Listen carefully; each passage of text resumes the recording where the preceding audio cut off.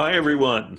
I'm Rick Bensignor, and welcome to this week's In the Know Trader webcast. For the past several weeks, I've been discussing and teaching one of my core models that I use in helping decipher a trend's exhaustion area. That was Tom DeMark's sequential model, and we spent 4 weeks going over that, I think starting with our late January webcast going through pretty much the end of February.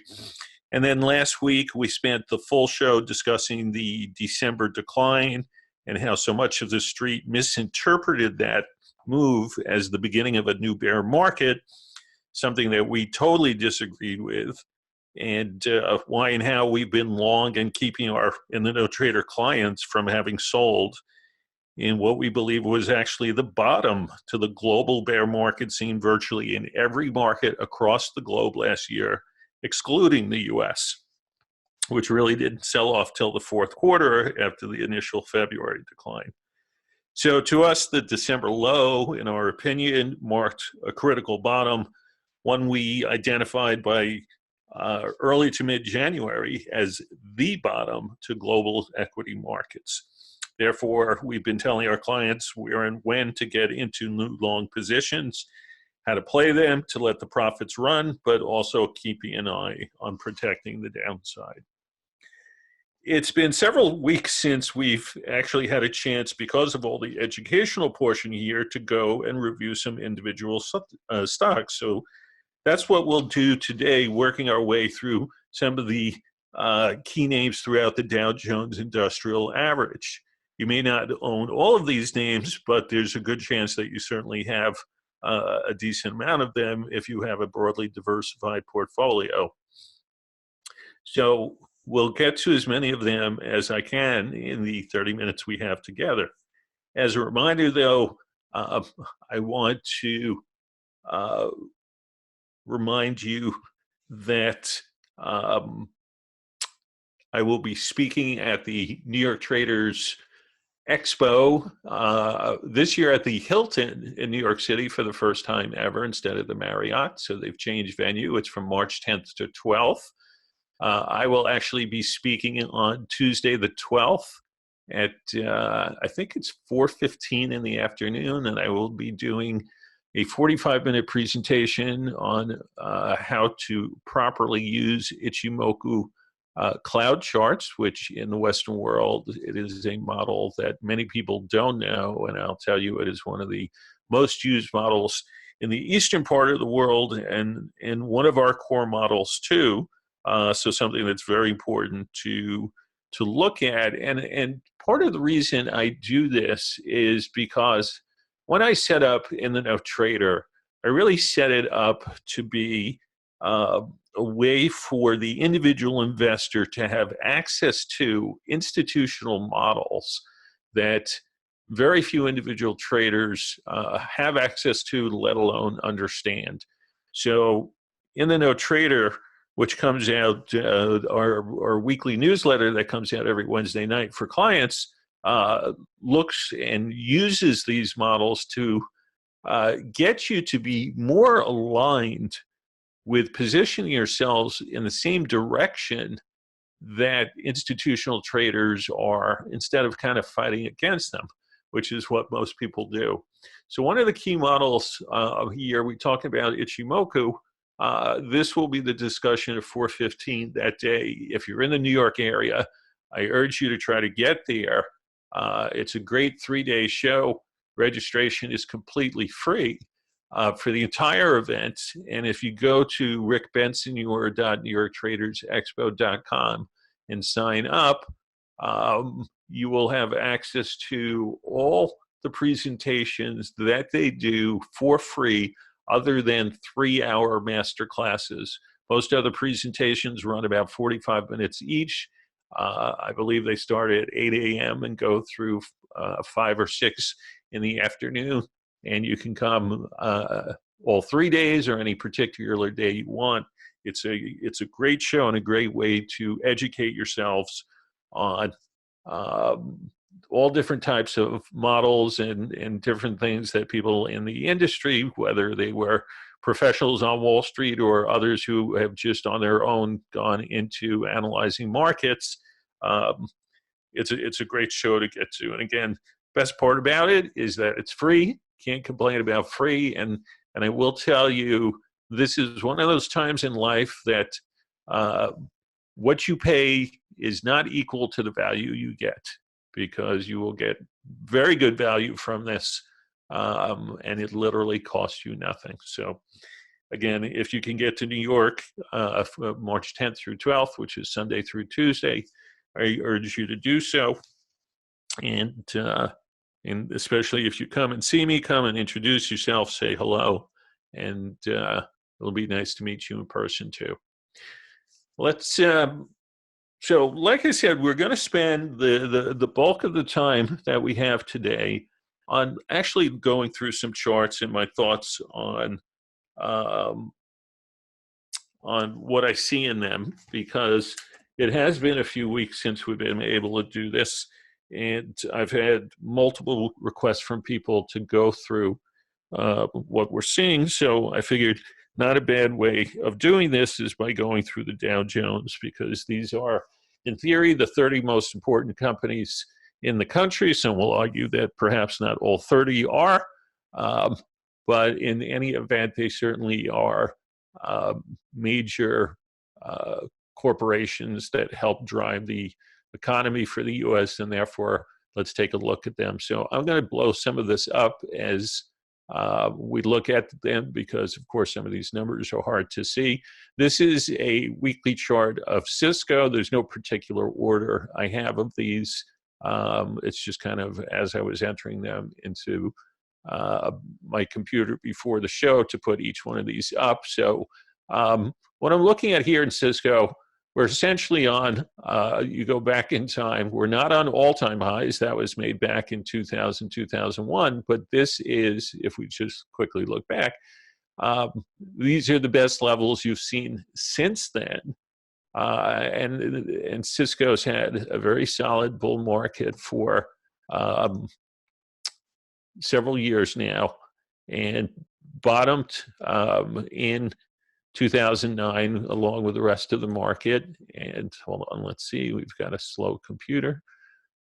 Here we go. Hopefully.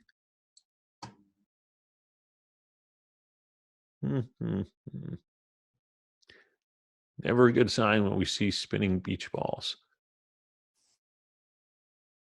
Okay, let's try to make this happen here. Sorry for this delay. We all know what it's like to have some technical issues on occasion, and it looks like we're starting to have that here. Okay, hopefully now. So you can see now the last few years run up.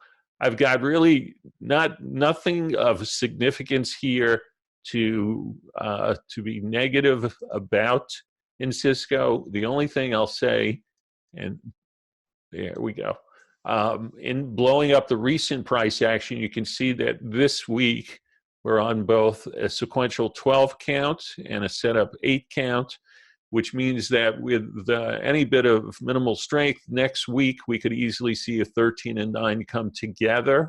For those of you who know the sequential model, and again, that's what we spent 4 weeks teaching you for the last 5 weeks. That's what we dedicated the bulk of each week's show to. You'll know that this suggests that you're potentially closer to exhaustion of trend.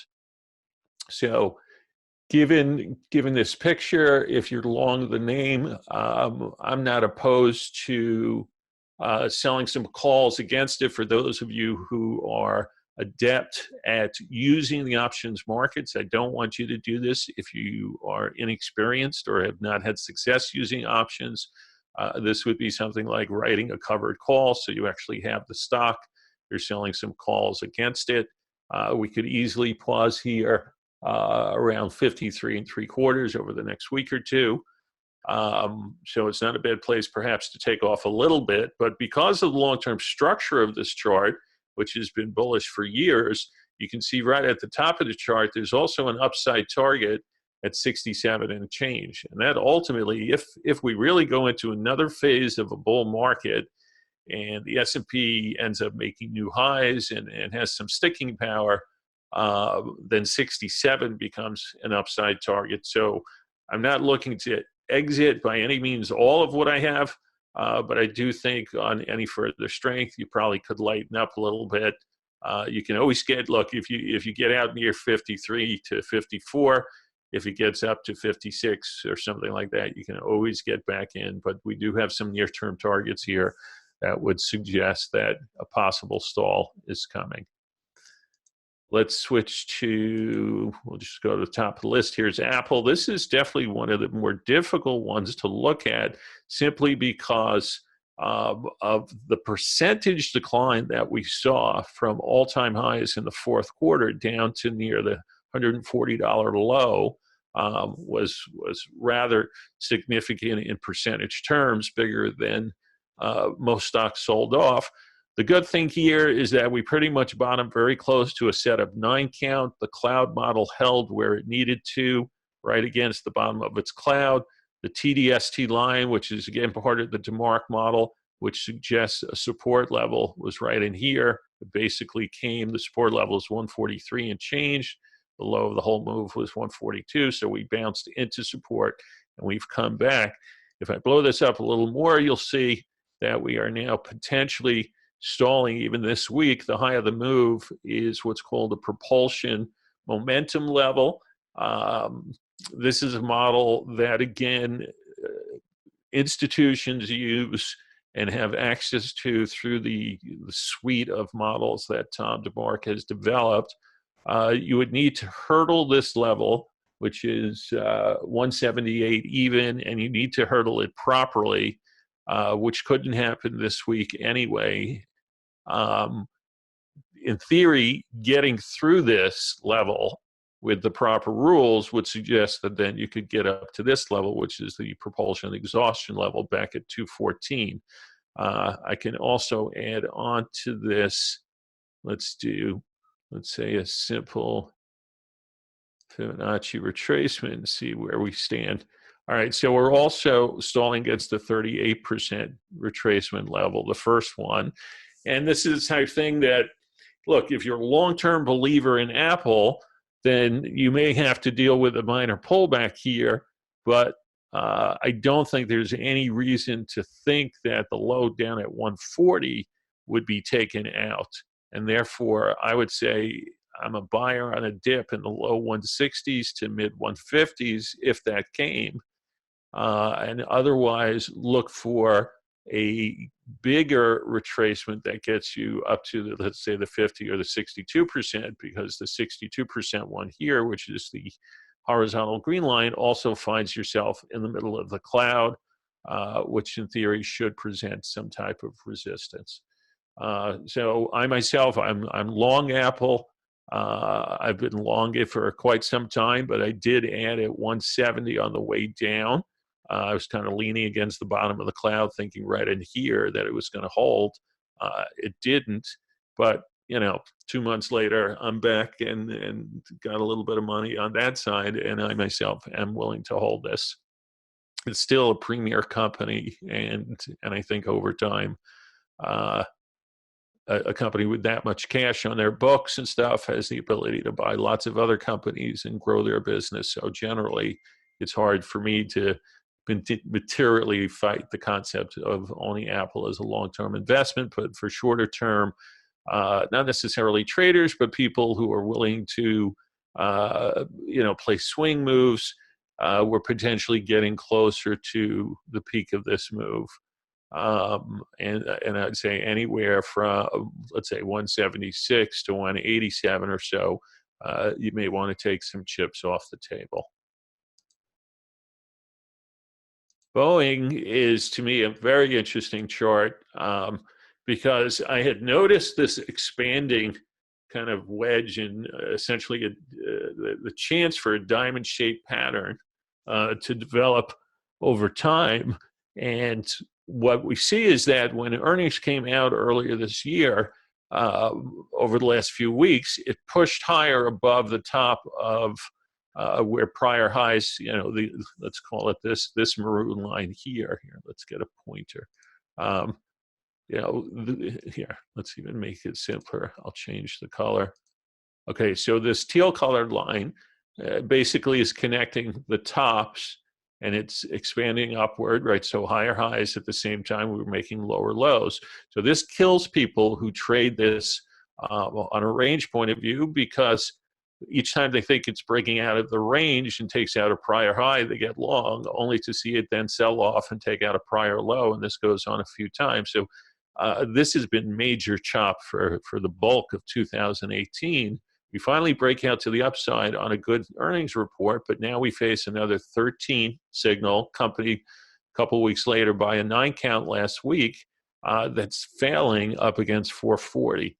And if we close this week, in fact, if Friday gets under 420, that would probably make me negative again and think that we're going to come back into the range. So there's actually somebody who I was talking to who became a recent client, and he mentioned to me that he's got a bunch of Boeing stock, and we were talking about like what strategy to do with this. And I don't normally talk to clients about individual names in their portfolio, but it's just something we got in a discussion with. And I said, I'm all for selling upside calls, and if the stock gets taken away from you, it does.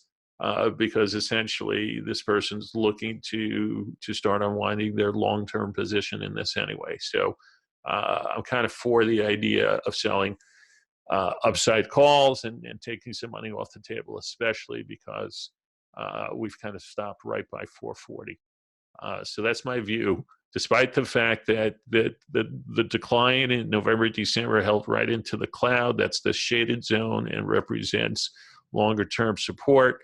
Often a place that people in the Western world are dumping out of names, and the traders from the eastern part of the world who trade U.S. markets are buying often what we're selling, because this is their key model. The same way we pull up a bar chart to look at, we just start off with a bar chart. People in the eastern part of the world start off with a bar chart or a candle chart, but with the cloud chart overlaid. So this is truly one of the most important models you can learn, and that's why I am teaching this at the Traders Expo. It is not a presentation I typically do publicly. I generally reserve it for my institutional clients, but I will, on exception, do a public presentation on it. And again, that's what we'll be talking about at Traders Expo. Let's get to here's Chevron, and a longer term chart here going back multi-years. But what I want to show you here, actually on this one, I'm going to take the cloud away because it's not terribly helpful. But notice we've got long-term double top just in and around 135. So the highs of 2014 pretty much match the highs of 2018, which was the high of the year. This sold off. I mean, it was back and forth choppy, but we get the December decline. Properly having broken this purple line here, which is a bearish propulsion momentum level, suggested that we would get down here, and that is precisely where the bottom was. Mind you, just to kind of show you the robustness of this particular model, as early as mid-January of 2018, this model showed up saying, if you break this level properly, which actually did not happen until the very end of the year, because this line still stayed in place and didn't stop the way like this one did on the upside. This kept drawing and saying, even though price is broken underneath, the rules weren't met for a proper, valid break of it. It actually happened in the last couple of weeks of the year. And then again, ultimately, it says a breach of this will get us here. And these numbers were back the whole year of January as downside targets. And of course, that was the bottom. And this bottom is the bottom that I have said was the bottom not just in the U.S. equity market, but for all global equity markets. The bottom was made Christmas time last, a couple months ago. And to be clear, I did not say ever that it was a bear market. I do not think we had a bear market. I don't care what the press says. I don't care that they say 20% is a bear market. That's kind of bull dinky as a way of defining it. And as I mentioned last week, this whole concept of a market doing a 10% correction or a 20% move to create what now is what the public seems to believe is a bear market. This concept didn't exist more than 30 years ago. You go back to the 1970s, 60s, and any time beforehand, and there were plenty of bear markets, and nobody ever defined them by 20% moves off of a high or a new bull market starting 20% off of a low. It came out, I don't know who in the 1980s wrote some report that arbitrarily picked these nice round numbers and said, this is, it makes sense, 20% is enough of a move. And the street has kind of adopted this without backtesting, without any true validity to it, other than it just becomes the nomenclature and the belief across the street. And so last year when the S&P got 20% down, and all over the business television and Wall Street Journal and everywhere else, they're talking about bear market. We're telling clients, no, this does not have the ingredients of a bear market, and the 20% figure, and even 23% in Nasdaq, that the decline was from peak to trough, is not enough to just blindly call it a bear market and act like it's a bear market. And you can see, this, what are we looking at here? This is Chevron. This has come well back. We're close to the downtrend line from the highs we saw in 2018. Let's just take a quick look. So those highs are pretty much the all-time highs. They're just shy of the actual all-time high at 135.10, but pretty much, we can look at this as the downtrend line from essentially the all-time high. Currently, we're on week 8 towards a 9, so we could easily stall against the downtrend line for a couple weeks. But if this thing has any legs and it breaks above, targets on the upside become 128.5, 132, about 132.40. And then at that point, I would think that this high from the all-time high will become rather meaningless. So we either kind of stall in here, just again beneath it. But my guess is if we get through 128.5 properly, which again, it's too complex to go into in this webinar. It's part of the teachings we do in the No Trader and in the back of our reports, where we talk about a qualified and confirmed breakout of a particular level. But getting above this properly actually says this could really leap and get all the way as far as 164 and change if, again, we really get into a whole nother leg of the bull market. The cool thing about some of these models is that this target has been in place, again, since looks like, November or so, December of last year, all saying that the physics of the market are such that off of this bottom, the thrust you get through here at least says you get to here, and then getting through here correctly says that you can get as high as 164. So I am not a huge fan of oil names over time. I've spoken about this multiple times in my writings and on TV. So this is not a name I necessarily want to be holding for the long term. I tend to be much more in favor of new capital spending that's being done on the renewable side of the industry, and less so on the, we'll say, the fossil fuel side. So if I'm going to make investments in the energy sector, I'm generally going to want to go towards more of the renewable space, the clean energy, the solar, the wind, the water, other ways of creating power besides fossil fuels. And it doesn't mean I think fossil fuels are going to fall off the face of the earth, but I do think over time that the demand will shift towards cleaner fuels. And if the cost can come down such that you can heat your home with solar panels instead of buying oil or gas, I think many Americans and many people across the globe will do that. So as economies of scale take place on the energy infrastructure side, and they're able to create consumer products at a lower price cost, I do think over time you're going to see the renewable side ultimately outpace the fossil fuel side. Let's take a look at Disney. So Disney peaked in 2015 at just north of 120. Notice upside exhaustion signal here in July that year, followed by a move down to the cloud, and then right back up and a 13 and 9. It's kind of tucked in here. I will tell you that one day before the all-time high was made in Disney back in 2015, I was out with a special report telling clients to sell Disney, and people told me I was nuts. This was going to break out to new highs. And, you know, we spent a couple of years.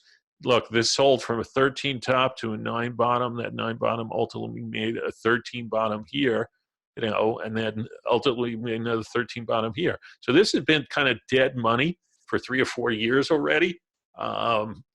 It did, at least on the December decline, hold in at around the 100 level, which is right above this 99 and change level from the DeMark model. It started moving up again, but this really needs to break out above 120 in order next target 134 to 140. We've got 2 minutes left or so. Let's take a look at, here's Home Depot. Long-term uptrend line got broken in December, but notice that this is basically a 1 week breach of a multi-year uptrend line. And the fact that the market came screaming back right away and then kept going higher, even if you sold it here on the break of an uptrend line. And I can't tell you that, you know, in the way I do my analysis for now over 35 years, having been Morgan Stanley's chief market strategist and heads of other firms' strategy departments, I don't typically let one price bar get me out of some long-held position, because I want to see if there's any follow-through at all. And even to the case of like yesterday and the S&P, you know, we had a big sell-off yesterday, Monday to start the week, and yet by the end of the day, the S&P closed down. I don't remember what the final number was, but maybe it was, I don't know, 12, 13, 14 points. It was way off the lows, and all the people who had sold early sold badly. And so we've been telling clients exactly what the market would need to do in order to get us to lighten our long positions, and it did not get qualified yesterday. And that's the importance of kind of understanding what the market's telling you as compared to simply looking at moving averages, trend lines, and the like, and making big decisions off of them simply because some textbook told you that's the way to do it. Believe it or not, we've actually gone through our half hour already. We'll continue with some more Dow Jones names next week. We also have a special guest coming up. So thanks for listening. I'm Rick Bensignor, and thanks for listening to In the Know Trader.